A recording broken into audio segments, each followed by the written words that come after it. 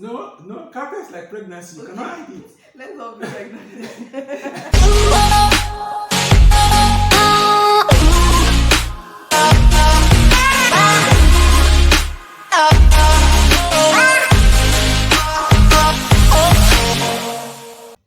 Hi guys, good afternoon and welcome to Anike's Corner. My name is Timi, or you can call me Anike, and I'm a Nigerian lifestyle blogger based in Lagos, Nigeria. And today we have a special guest on the channel. Introduce yourself, please. Okay, my name is Doxa, the founder of Doxa Heights, and I'm super excited to be here today. Welcome to Thank the you so channel. much. Thank you. And to my returning subscribers, I love you guys so much. Thank you. And to those that are just watching this video and they've not subscribed to the channel, please, I'm begging, please subscribe to the channel, comment down below, tell me things I should do better, tell me type of videos you like to see more often, and so on. And don't forget to turn on your notification bell so that whenever I post a video, you'll be the first to see. Now let's jump into today's topic. All right, then the topic we're looking at today is how to build a godly relationship. So take it from here. All right. So when we talk about relationship here, in this aspect, we're talking about romantic relationship. Relationship that has to do with a matured man and a matured woman. Okay. And Eddie, please, can you tell us your definition of relationship? Well, I like to keep it simple because I believe simple is premium. Yes. So the meaning of relationship, from my own point of view, is relating with people. So it is a way in which two or more people behave with themselves. Okay. That's what relationship is. And also it's a form of connection that we have with ourselves, with people, or probably with a supreme being. So within the context of a relationship or a romantic relationship between a man and a woman, we're talking about something a little bit more intimate. Okay. Yeah. Now, I said something at the beginning, that a godly relationship. Okay. So I think there is worldly relationship, of course, and there is godly relationship. Yeah. So can you please differentiate between the two? Now, when we are talking about a godly relationship, to be precise, we're talking about a relationship that glorifies the Maker. Yeah. A relationship that glorifies God. So we're talking about a relationship that has God at the center of it. Okay. So in other words, the both parties involved, they don't do anything outside of the will of God. And apart from that also, it is important for us to understand that God is the ultimate in everything. Yeah. God is love. 1 Corinthians 14 from verse 3 to 7 was talking about the various attributes and characteristics of love. So if we are coming into the concept of godly relationship, then the book of 1 Corinthians 14 verse 3 to 4 has to be taken into consideration. So we need to understand that we cannot fully understand what godly relationship is if we don't have a relationship with God. That's true. Thank you very much for that. That was rich. That was deep. Yeah. Let me add to what you just finished saying. I think the Bible should be like a guide, a manual. At least when you buy something like a washing machine or a car, there's always a guide that will write, okay, this and this should be what you should do to the machine, and this is what not to do, something like that. And that's how the Bible is. When it comes to godly relationship, I think the Bible should be our guide. It should be the base. Yes. Yeah. So I want to ask this: how do you maintain romance in a godly relationship? Wow. Because there are times that in an ungodly relationship, there are things that you do that will keep it going. There are some things you do that you'll be like, oh, this relationship is sweet, is interesting. But in a godly relationship, there are some things you are not allowed to do. Okay. So what do you do to make the relationship interesting? Yes. Yeah, how do you spice up? Now I have to start with this. Okay. Before you think of getting intimate with somebody, you need to have an intimacy with yourself. So you need to you need to know yourself. You need to know who you are. Okay. Now, the major reason why people venture into relationship is because they feel some sort of loneliness. They believe they need someone that can help them cure that loneliness. Now, for an individual who has not been able to deal with loneliness by himself, the person does not have any business being in a relationship. Now, when we now talk about somebody who is involved in a relationship, now there are certain fillers, there are certain red flags that are not allowed in a godly relationship. Okay. So how then can we keep this kind of relationship spicy? It comes back to the first thing I said. Know yourself. Have a relationship with yourself. Okay. Know the things that you like, the things that you want to do. Those things are now going to be the building block that will help you determine how this other relationship is going to go. Now, apart from the fact that you are not allowed to do some things, there are some things that is allowed in a godly relationship. Like, for example, both of you can go out together. It's allowed. Yeah. When I mean going out together, I'm not saying go to places where there won't be a third eye seeing what you want to do. Of course, they have to be. It has to be a public place. Okay. You can go out together. You can have a nice time. Eat out. Go to probably for a tourist attraction. Go to an eatery. Travel out. Okay. Go to nice places. But of course, we must not forget that at the center of everything we are doing, God is the blueprint. He is the one that is deciding or determining whatever it is that we do. Okay, so aside from going out, going to restaurant, traveling together, what else can you do? Now, what other thing we can do that can make the relationship spicy and well? Because the Bible says, you know, be unequally yoked with an unbeliever. So you can only attract your kind. If you want to enjoy a godly relationship, then you have to make people see the God in you. So when people see the God in you, that is when they'll be attracted to you. The opposite sex, for example, will be attracted to you. So now when you have someone who's already attracted to you, because they already know that you have a relationship with God, all right, you have something solid with God, they will understand that irrespective of how they may feel at any point in time, there are certain things that we're not expected to do.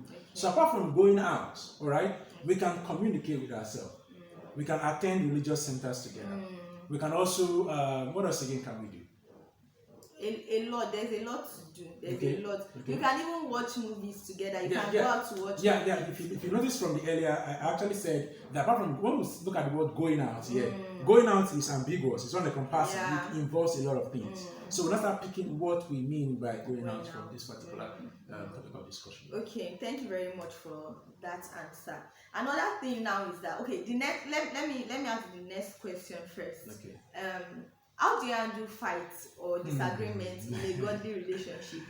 For example, let me give you this example. You are with a guy and this guy is a Christian, and you know there are times that Christians do fall into sins and all. So and you caught him doing something like he's not supposed to do, for example cheating, and you are very sure, you've prayed and God told you that okay, this person is the one for you, and he did something like this and now come back and I don't know what's wrong with you. You say, how will you handle that type of God situation? is not the author of confusion. That's one thing we need to understand. Because like I said, you can only attract your kind. Okay. You are dating someone and the person was caught cheating. The person apologized for everything and you said God has told you that this is the person for you.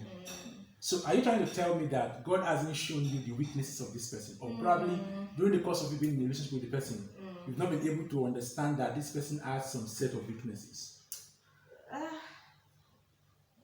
Does it happen like that? Yeah, of course it does. Oh, God will show you this is his weakness. So, you know, the thing is, God won't come and show you like a blueprint. This is the weakness of this particular person. Take an account of the case of Peter when he was having a fast and God brought something to him and he said he cannot take of these things because they are what? Unclean.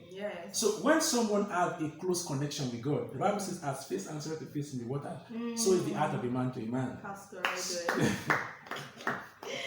So is the heart of a man to a man. So what does that tell you? It simply tells you that when you see your type, you will know. No matter how they try to fake it, no matter how they try to cover their weaknesses, when they are around you, they become vulnerable. You understand what I'm saying? And again, when you are with someone, it is important to lay everything there. That means they have to tell you the things that they've done. So you know how best to prepare for them. You know that, okay, this person is struggling with this particular challenge. Then that means I have to intensify my prayers for this person so that God will not lead him into temptation. And we'll make sure that he doesn't go to those areas where he can easily fall into temptation.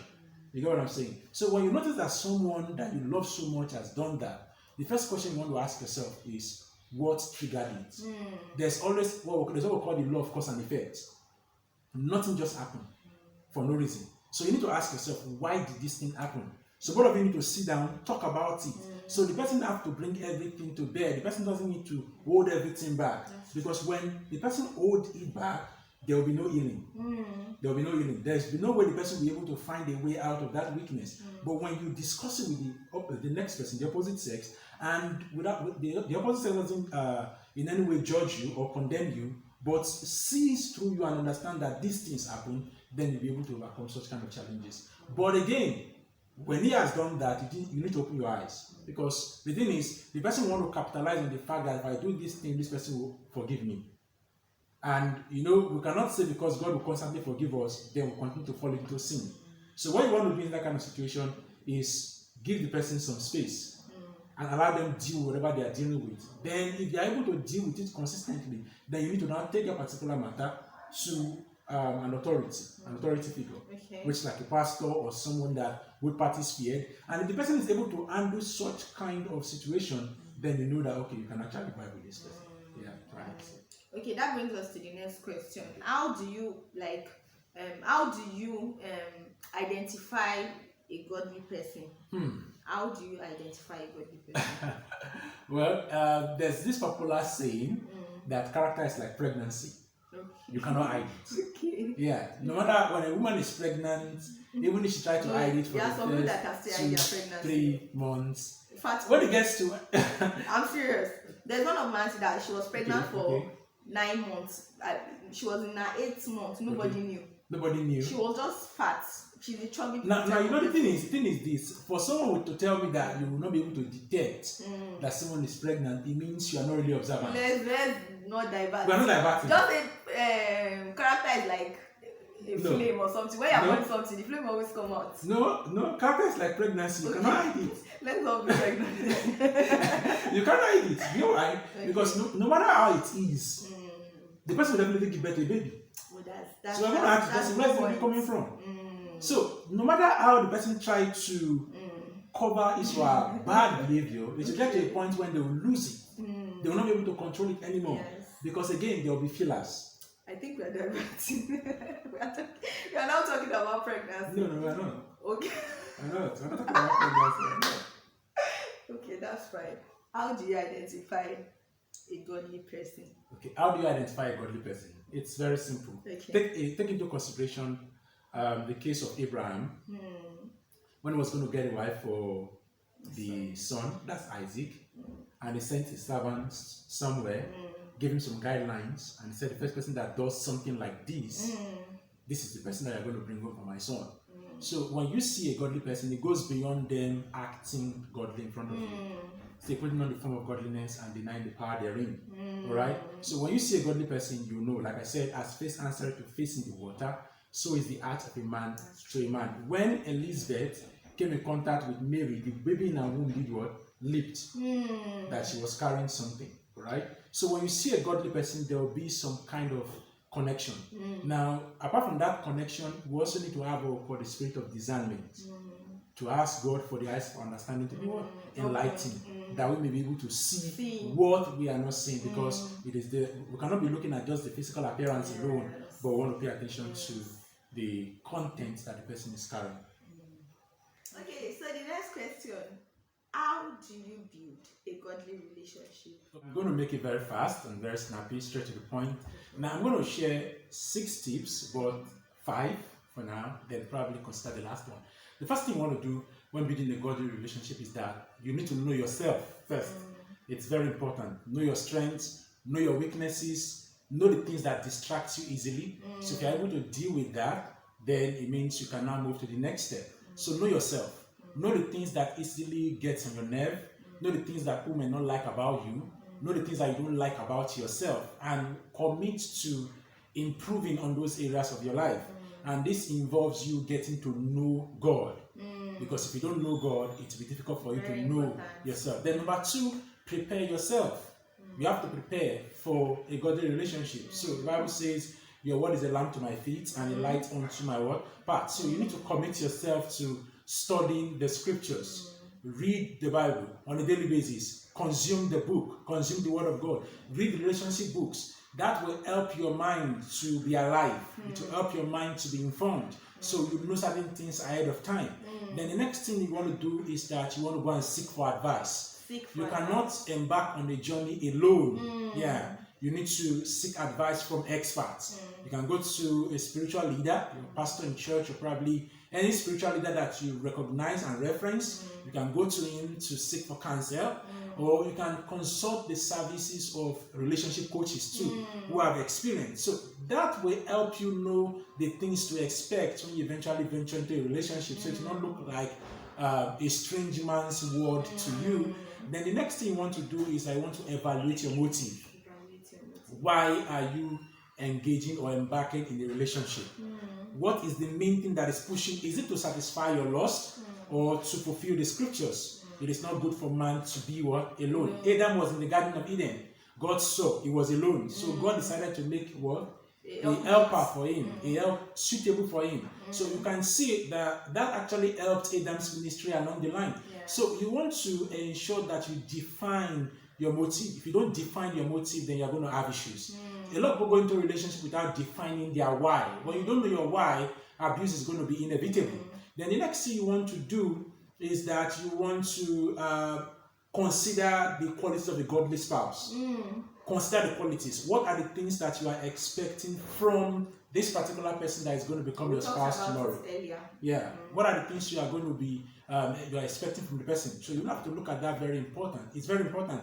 Then the last one is commit to purity, which is number 6. Commit to purity. Purity is my game. I have a friend who used to say that way back at the university. She always said, purity is my game. She doesn't believe in engaging in immoral stuff or sex before marriage. She believes in staying chaste until the right time. Now, these things have a lot of advantages for those who decide to keep themselves until the right time. It has a lot of advantages. Thank you. Thank you so much. That was so nice. Like, thank you so much. You've heard it all. Purity is our game. Right? Yeah, of course. So I think I'm going to get a shirt with that written. Purity is my game.